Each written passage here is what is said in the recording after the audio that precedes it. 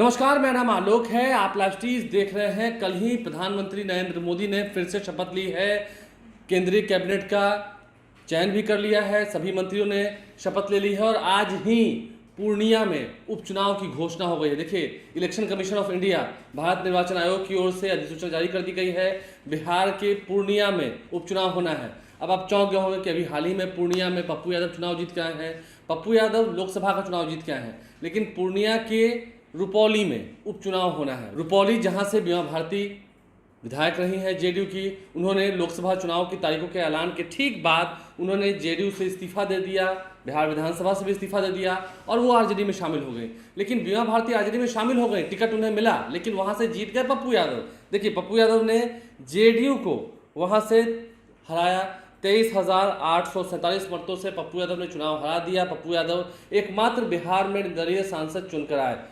निर्दलीय सांसद चुनकर उन्होंने अपना जो उनका प्रभुत्व है उसका परिचय दिया है। संतोष कुशवाहा को उन्होंने हराया है। वहीं बीमा भारती को उन्होंने 5,40,436 मत से हराया। बीमा भारती को कुल मत लोकसभा चुनाव में, मैं विधानसभा की बात नहीं कर रहा हूँ, लोकसभा चुनाव में बीमा भारती को 27,120 मत मिले हैं।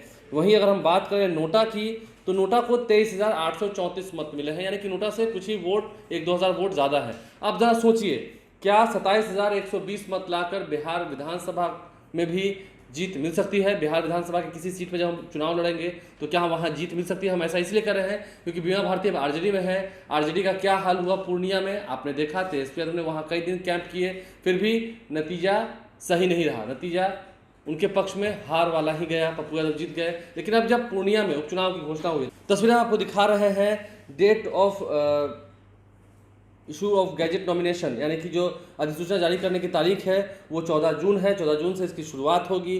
14 जून से नामांकन की प्रक्रिया शुरू होगी और लास्ट डेट ऑफ नॉमिनेशन है 21 जून। 21 जून को नामांकन की अंतिम तिथि है, यानी कि उससे पहले नामांकन कर लेना है जो भी उम्मीदवार होंगे। अब एनडीए की ओर से किस उम्मीदवार बनाया जाएगा देखना होगा, क्योंकि वो सीट जेडीयू की है। इसके अलावा डेट ऑफ पोल, मतदान की तिथि 10 जुलाई 2024, 10 जुलाई को वहाँ वोट पड़ेंगे और 13 जुलाई को वोटों की गिनती होगी, मतगणना होगी 13 जुलाई को।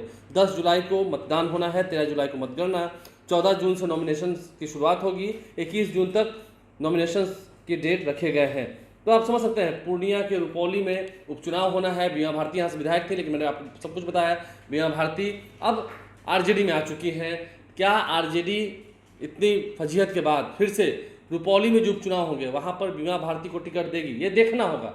क्या विधानसभा का भी टिकट बीमा भारती को मिलेगा या फिर यहाँ पर कोई और कैंडिडेट? वहीं एनडीए की ओर से कौन? देखिए, एनडीए की ओर से किसे टिकट मिलना है ये तो खैर नीतीश कुमार को तय करना है, क्योंकि वो सीट जेडीयू की है। तो अब यहाँ पर उपचुनाव होंगे, एक सीट पर उपचुनाव होना है पूर्णिया में। देखना होगा, पप्पू यादव भी पूर्णिया में ही रहेंगे उपचुनाव के दौरान।